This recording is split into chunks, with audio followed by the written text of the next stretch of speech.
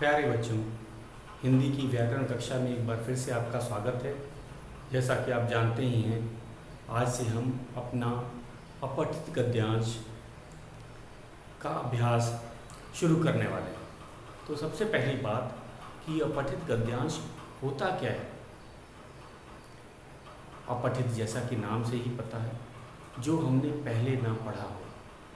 पठित मतलब पढ़ा हो, और पठित उसका विलोम है, जो हमने पहले न पढ़ा हो। तो ये क्यों आवश्यक है, इसका इतना महत्व क्यों है, क्यों बच्चों को ये अपठित गद्यांश करवाया जाता है, जबकि हम जानते ही हैं कि अभी ये जो गद्यांश हैं, जो वाक्य हैं गद्यांश के, बच्चे ने पहले नहीं पढ़े। तो इसका महत्व क्यों? अगर हम किसी भाषा को जानते हैं, समझते हैं, तो हम उसके कुछ वाक्यों को पढ़कर उसके उत्तर दे सकते हैं। तो यही जांचने के लिए कि हमें उस भाषा का कितना ज्ञान है, हमें अपठित गद्यांश दिया जाता है। और नए जो वाक्य होते हैं, वह हम पढ़ने के बाद क्या सचमुच उसका अर्थ समझ पाए? तो ये कैसे जांचा जा सकता है? उससे दिए कुछ प्रश्न पूछ के उस जो अपठित गद्यांश के जो वाक्य हैं, उसको पढ़ने के बाद अगर आप दिए गए प्रश्नों के उत्तर सही दे सकते हैं, लिख सकते हैं, बता सकते हैं, तो इसका अर्थ है कि आपका जो भाषा का ज्ञान है वह पूरा है। तो आप कोई नई चीज़ भी पढ़कर समझ सकते हैं। तो लगभग सभी प्रतियोगी परीक्षाओं में, चाहे वो क्लर्क का हो, चाहे वो टीचर का हो, चाहे वो डॉक्टर इंजीनियर का हो, सबके लिए यह आवश्यक होता है। सबको अपठित गद्यांश प्रतियोगी परीक्षा में दिया जाता है और वह उसे हल करता है। तो ये बहुत ज़रूरी है, इसीलिए बच्चों को अभी से इसका अभ्यास कराया जा रहा है। उनके भाषा ज्ञान को जांचने का एक बहुत ही अच्छा तरीका है। तो आज भी हम करेंगे अपना अपठित गद्यांश। तो हमारा जो अपठित, जैसे कि आपको पता ही है, आपने पहले पढ़ा नहीं होगा। सबसे पहले आप इसे लिखेंगे और लिखने के बाद कैसे इसे किया जाता है उसका मैं तरीका बताऊंगा। अभी भी बच्चों को सही तरीका नहीं पता है कि अपठित गद्यांश कैसे किया जाता है। सबसे पहले जो दिया गया गद्यांश है, गद्यांश हम लोग कह रहे हैं, गद्यांश का अर्थ क्या होता है? हिंदी की दो विधा होती हैं, गद्यांश और पद्यांश। पद्यांश को हम लोग आम भाषा में कविता, काव्य भी बोलते हैं या कविता कहा जाता है। गद्यांश लेख या कहानी आती है। तो अपठित वह गद्यांश जो हमने पहले ना पढ़ी। तो इसका सही तरीका क्या है? सबसे पहले आपको जो अपठित गद्यांश दिया है उसको 3 या 4 बार पढ़ना चाहिए। कुछ बच्चे सीधा या बिना पढ़े ही प्रश्नों पे आ जाते हैं और फिर गद्यांश पे आते हैं उत्तर देखने के लिए। ये गलत तरीका है। हमें कम से कम 3 या 4 बार पढ़ना चाहिए, क्योंकि वह नया गद्यांश है और हो सकता है आपको 1-2 बार में समझ भी ना आए। तो इसीलिए 3 या 4 बार उसे पढ़ें, समझें और उसके बाद प्रश्नों की तरफ बढ़ें। और प्रश्न को एक शब्द में ना लिखें, उसका उत्तर कभी कभी बच्चे क्या करते हैं, हमने देखा है, प्रश्न दिया रहता है, उसका उत्तर एक शब्द में लिख देते हैं। लेकिन आपको ऐसा नहीं करना है, आपको पूरा वाक्य लिखना है। प्रश्न दिया जाता है, उसका उत्तर एक शब्द में ना लिखकर एक वाक्य में ही लिखना है। मैं आगे भी चल के इसके बारे में और बताऊंगा कैसे कैसे हमें करना चाहिए। तो पहले लिखते हैं अपना एक अपठित गद्यांश। तो लिखते हैं, निम्न लिखित, आप इसे नोट करेंगे, निम्नलिखित गद्यांश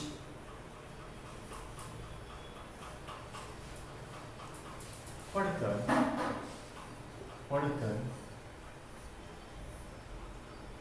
दिए गए प्रश्नों के उत्तर लिखिए। प्रश्नों की उत्तर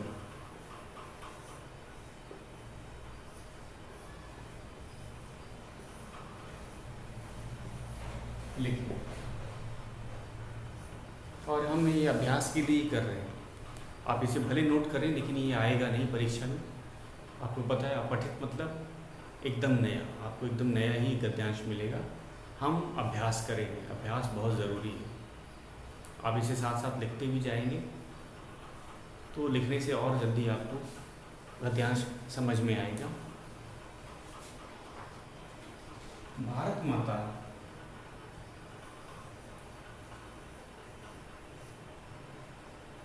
भारत माता की गुलामी की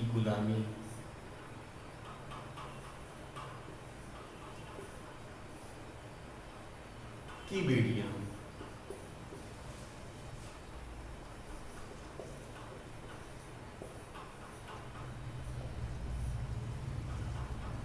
तोड़ने के लिए जिन वीरों ने अपने प्राणों की आहुति दी, उनमें सरदार भगत सिंह का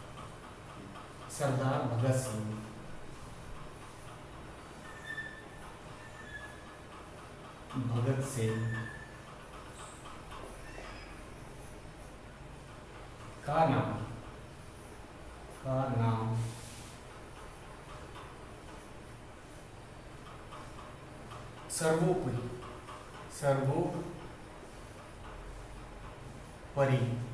सर्वोपरि है। भारतीय क्रांतिकारी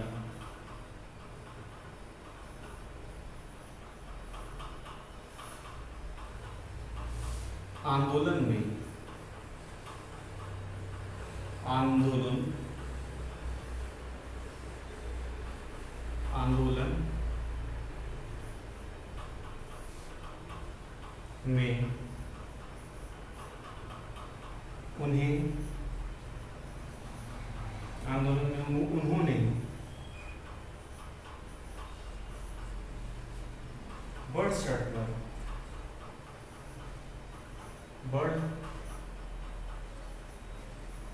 चढ़कर भाग लिया।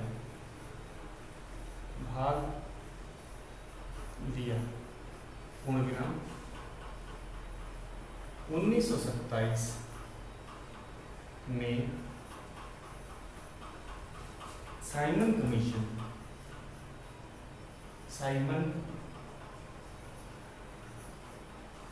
कमीशन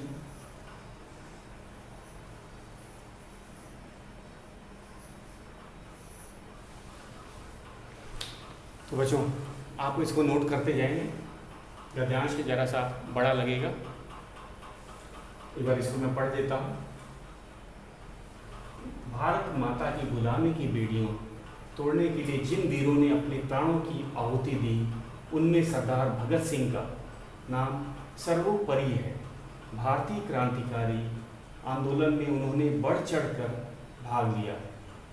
1927 में साइमन कमीशन का विरोध करते हुए, आगे लिखते हैं, आगे चलते हैं।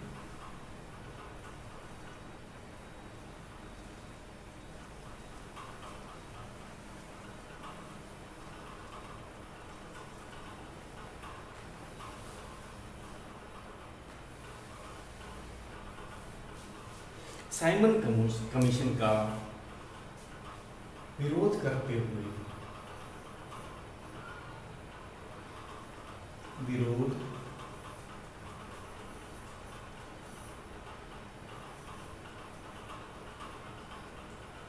करते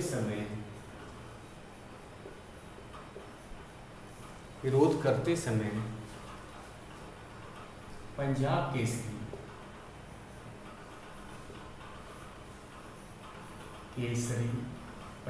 केसरी लाला लाजपत राय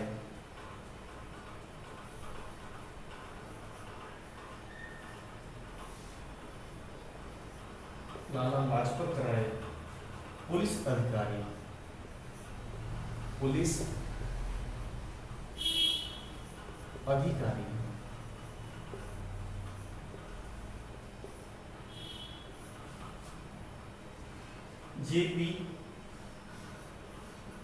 जेपी सैंडर्स, नाम है सैंडर्स,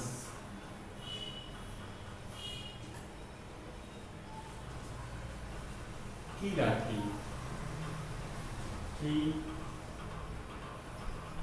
लाठी से घायल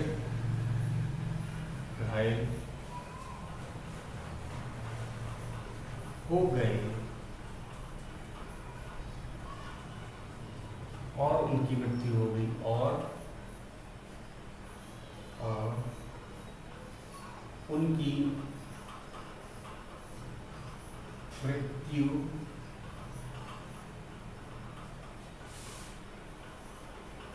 हो गई।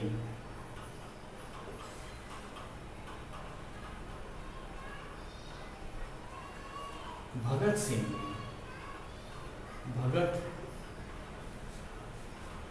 सिंह ने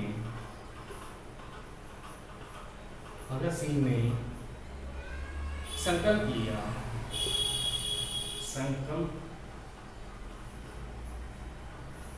लिया कि वे इसका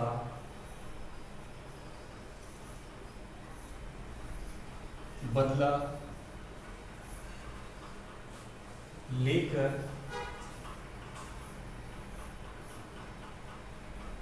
दम लेंगे।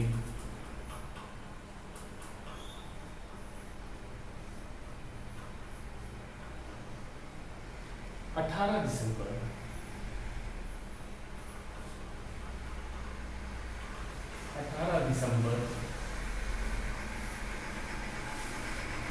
1928 18 दिसंबर 1928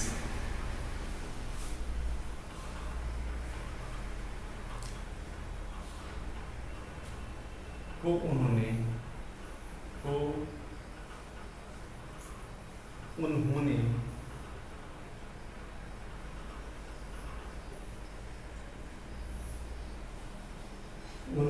अपने साथियों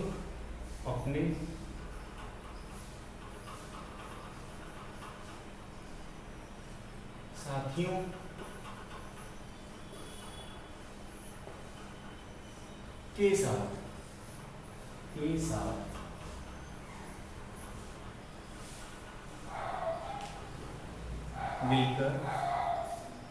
मिलकर सैंडर्स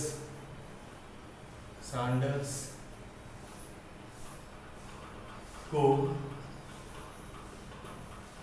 गोलियों से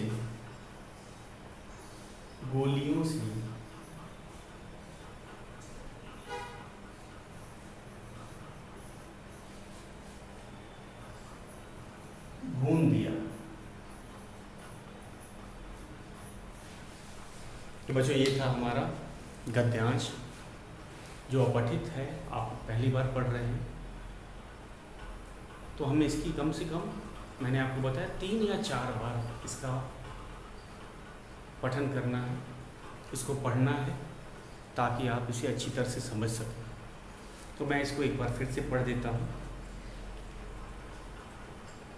साइमन कमीशन का विरोध करते समय पंजाब केसरी लाला लाजपत राय पुलिस अधिकारी जेपी सैंडर्स की लाठी से घायल हो गए और उनकी मृत्यु हो गई। भगत सिंह ने संकल्प लिया कि वे इसका बदला लेकर दम लेंगे। 8 दिसंबर 1928 को उन्होंने अपने साथियों के साथ मिलकर सैंडर्स नाम बताया मैंने, पुलिस अधिकारी का नाम था, सैंडर्स को गोलियों से भून दिया। तो ये था हमारा, हमने एक बार ही पढ़ा है। तो इसका सही तरीका है बच्चों 3 या 4 बार पढ़ना है, उसमें शर्माना नहीं है। अगर 2 बार में नहीं समझ आता कोई बात नहीं, आप पहली बार पढ़ रहे हैं तो हम आगे उसे कम से कम 4 बार, 3 या 4 बार। तो कैसे, एक बार मैं आपको पढ़ के फिर से बता देता हूँ, आप इसे नोट कर लीजिए। बैकग्राउंड में आपको ये दिख रहा होगा।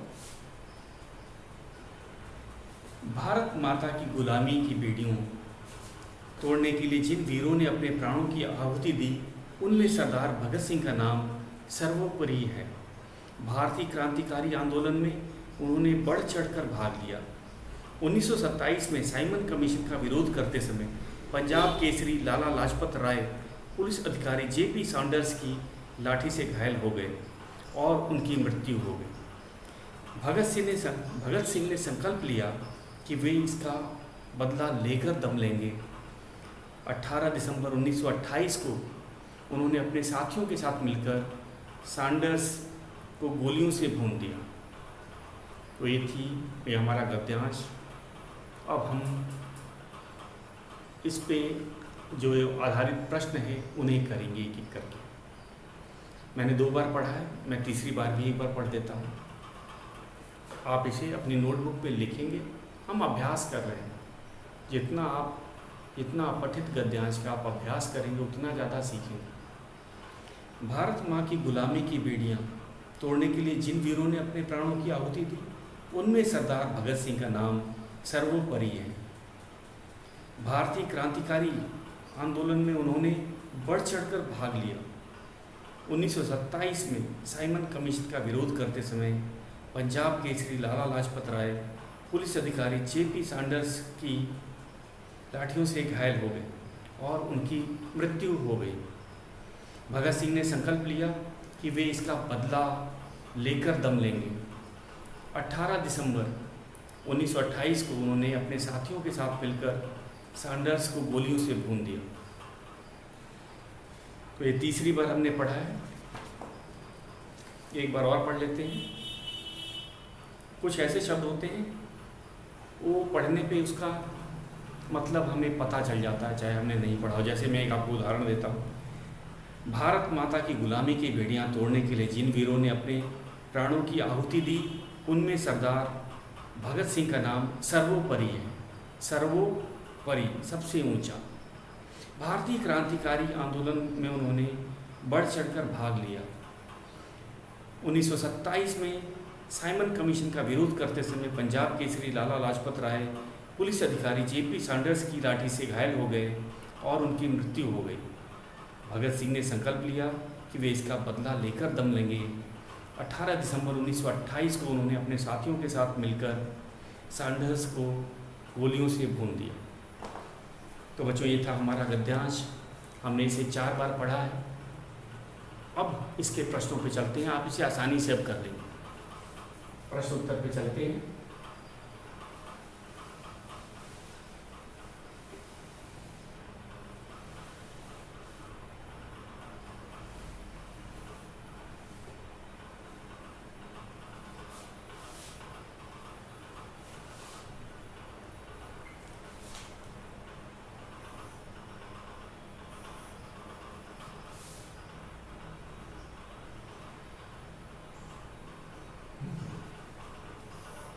हमारा प्रश्न उत्तर पे हम चलते हैं।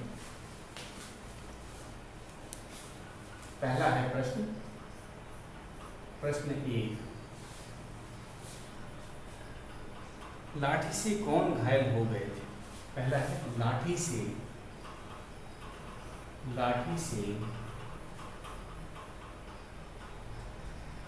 लाठी से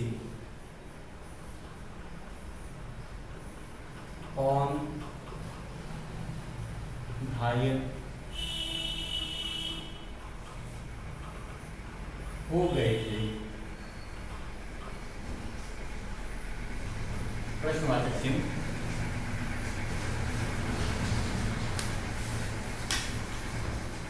तो बच्चों, लाठी से कौन घायल हो गए थे? हम जानते हैं पंजाब केसरी लाला लाजपत राय। लेकिन यही नहीं लिखना है, हमें पूरा वाक्य लिखना है। अधिकतर बच्चे क्या गलती करते हैं, वे केवल नाम लिख देते हैं, पंजाब केसरी लाला लाजपत राय। हमें पूरा वाक्य लिखना है यहाँ। तो लिखेंगे लाठी से उत्तर लिख रहे हैं, लाठी से पंजाब केसरी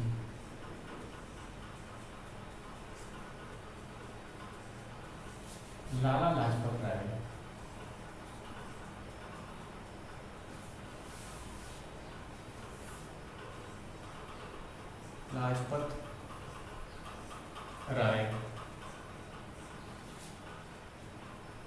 घायल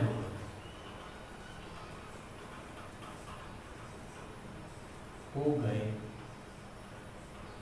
थे। पूर्ण विराम। तो हमने एक चीज सीखा कि जब भी हमें प्रश्न पूछा जाएगा तो उसका उत्तर एक शब्द में नहीं देना है, एक वाक्य में देना है। तो बच्चे यहाँ बहुत गलती करते हैं, वे एक शब्द में उत्तर लिख देते हैं और सोचते हैं उन्होंने सही कर दिया।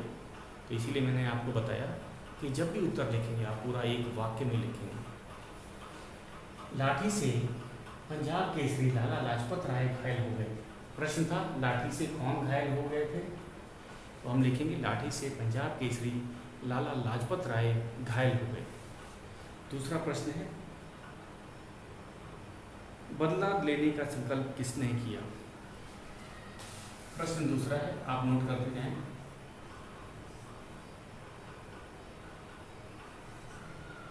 बदला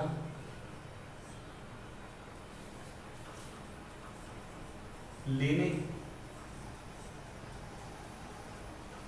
का संकल्प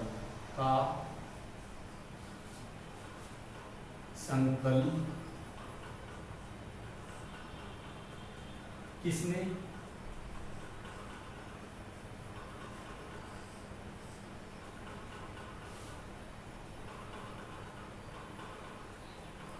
किया? किसने लिया?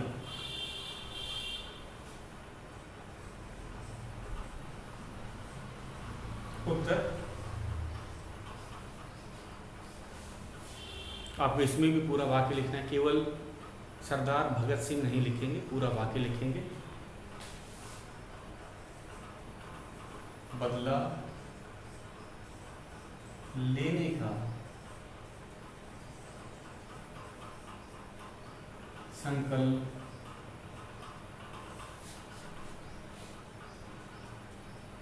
सरदार भगत सिंह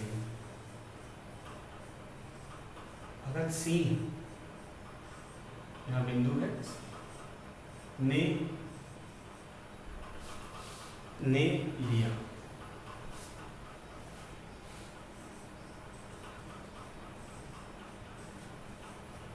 पूर्ण विराम। बदला लेने का संकल्प सरदार भगत सिंह ने लिया। तो ये था बच्चों दूसरा प्रश्न। हमारे और 3 प्रश्न हैं, लिखते हैं।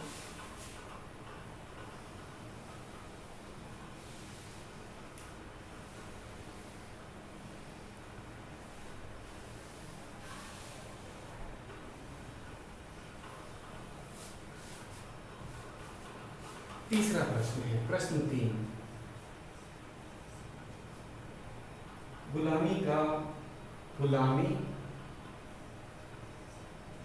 गुलामी और वीर का विलोम शब्द लिखो। विलोम शब्द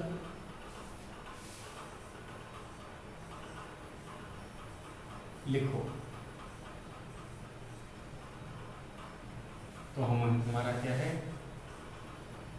गुलामी का होगा और वीर का, हमें विलोम लिखना है। तो गुलामी का आज़ादी, आज़ादी, और वीर का हमें पता है कायर।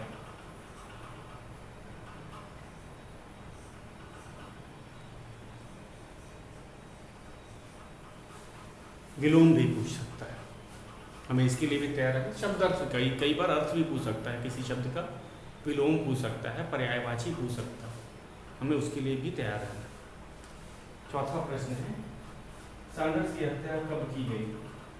सैंडर्स की हत्या, सैंडर्स की हत्या, हत्या कब की गई? तो जैसा कि हमें पता नहीं चल रहा है कब, यह समय पूछ रहा है, समय। तो हम बोलेंगे सैंडर्स की हत्या, सैंडर्स की हत्या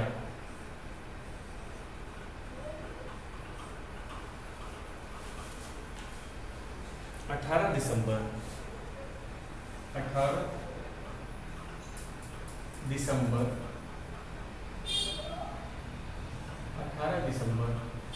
1928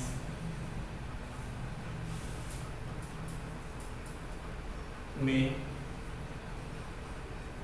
की गई। तो हमें पूरा वाक्य लिखना है, कब की गई? सैंडर्स की हत्या 18 दिसंबर 1928 में की गई। तो जितना पूछा जाता है उतना ही लिखना होता है, हमें अधिक नहीं लिखना होता। पांचवा प्रश्न है हमारा, गद्यांश का एक शीर्षक लिखो। गद्यांश का एक शीर्षक लिखो। तो इसका उत्तर है, ये सभी जो वाक्य हैं किस पे हैं? सरदार भगत सिंह। तो हम शीर्षक में सरदार भगत सिंह लिख सकते हैं, या लिख सकते हैं वीर भगत सिंह, कुछ भी हो सकता है। वीर भगत सिंह है, सरदार भगत सिंह है, या देशभक्त भगत सिंह, तो हम कुछ भी लिख सकते हैं। ये पूरा चीज़, पूरी पंक्तियाँ जो हैं, पूरे वाक्य हैं, सरदार भगत सिंह पर ही आधारित हैं। आपने देखा शुरू से लेकर आखिरी तक सब भगत सिंह के ही बारे पे हैं। तो हम उसे लिखेंगे सरदार भगत सिंह ही इसका शीर्षक है। सरदार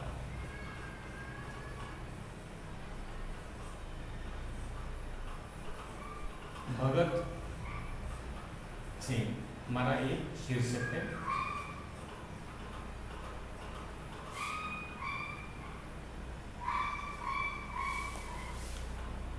तो बच्चों, आज हमने किया अपठित गद्यांश, इसका अभ्यास करना है। और मैंने आपको कुछ नियम बताए थे कि कभी भी इसका उत्तर एक शब्द में मत दीजिए, वाक्य पूरा वाक्य बनाकर ही दीजिए। केवल विलोम शब्द में आप एक शब्द में दे सकते हैं, लेकिन लिखना पड़ेगा कि गुलामी का विलोम आज़ादी है, वीर का कायर। और बिना पढ़े कुछ बच्चे समय बचाने के लिए या फिर पता नहीं किस कारण से सीधा प्रश्न पे आ जाते हैं, जो सही बात नहीं। सबसे पहले आपको गद्यांश को 3 या 4 बार पढ़ना है, उसके बाद प्रश्नोत्तर पे प्रश्नों को पढ़ना है। तो पहले हम गद्यांश को 3-4 बार पढ़ेंगे, उसके बाद प्रश्नों पे आएंगे। अभी हम 1-2 और अभ्यास करेंगे, तब जाके हमारा अपठित गद्यांश होगा। परीक्षा में एकदम नया आपको गद्यांश मिलेगा, इसीलिए अभ्यास बहुत ज़रूरी है। तो आज के लिए इतना ही।